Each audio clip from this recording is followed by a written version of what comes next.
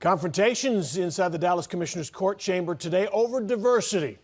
Commissioner John Wiley Price, famous for his pushing the race issue, is not alone today. Commissioner Elba Garcia also questioning Parkland CEO about the color of the county's top executives at the hospital and why a minority was not chosen for one specific hospital post.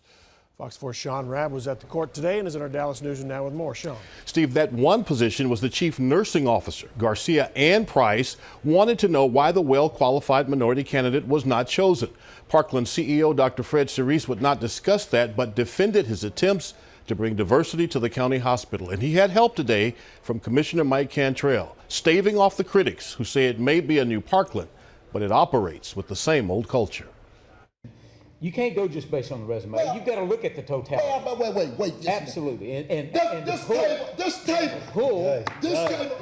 That's the tone of Commissioner's Court, a deeply divided diversity debate around Parkland Hospital.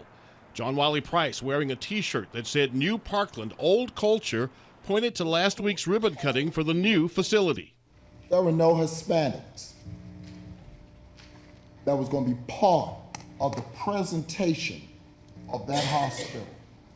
It took members of this court to call that to your attention, and you continue to tell us that you understand the issue of diversity. But I just ask you to acknowledge that there is intent, there's clearly intent, and there is progress. Of Parkland's 57 top executives, 42 are white, 7 African Americans, 4 Asians, 3 Hispanics, 1 American Indian. We're performing at twice the 90th percentile for the industry for minorities, and we're at almost the 90th percentile for female executives in the industry. And since 2014, out of the 13 VPs, 6 have been minority hires, or 46% minority hires. Cerise says he ensures a diverse applicant pool, adding the pool does not determine the outcome. And then when we come to hire at the highest level, we don't have but 1 or 4 candidates that are a minority. That's lack of access, that's lack of opportunity. White guys like us don't see the world like Hispanic women see the world, or like African American men see the world, or like others see the world. We talk about the staff needs to reflect the patients that are served. Well, how about the staff needs to reflect the people that pay the taxes? Ooh, I know you didn't go there. Oh, I did. If you want to go there, if you want to go there, hell, we'd never, ever. Hell, you came up on the Mayflower and you've been here. But no, Commissioner, I know you didn't go there. Well, the debate ended with Mr. Price asking Parkland CEO Dr. Fred Cerise for additional information on hires at Parkland and whether those people were qualified to be in those positions. Steve, that information will be coming out in a couple of weeks. All right, Sean, it seemed to me from looking at the background stuff that you didn't report on today, Dr. Cerise wanted to talk about maybe the pools of finalists that are coming together for each one of these positions, not specifically who was hired, but the pools of finalists and their makeup.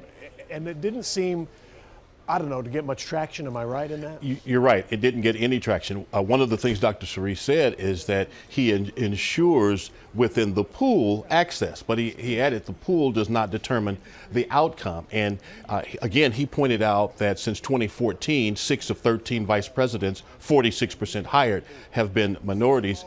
That not good enough for Dr. Garcia, Commissioner Price today. They're concerned. They were pushing the questions about the chief nursing officer, asking Dr. Cerise how many chief nursing officers are there in the country. His answer about 5,000. How many African American? The answer was 7.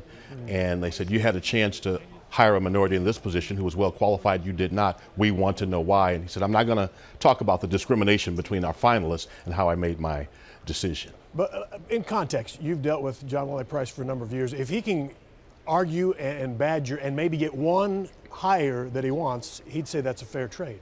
Correct? Well, what I can tell you is that when he makes these arguments, whether people like his tactics or the way he approaches, he's always done his homework. Right. He always has his statistics, and that seems to bear out his position.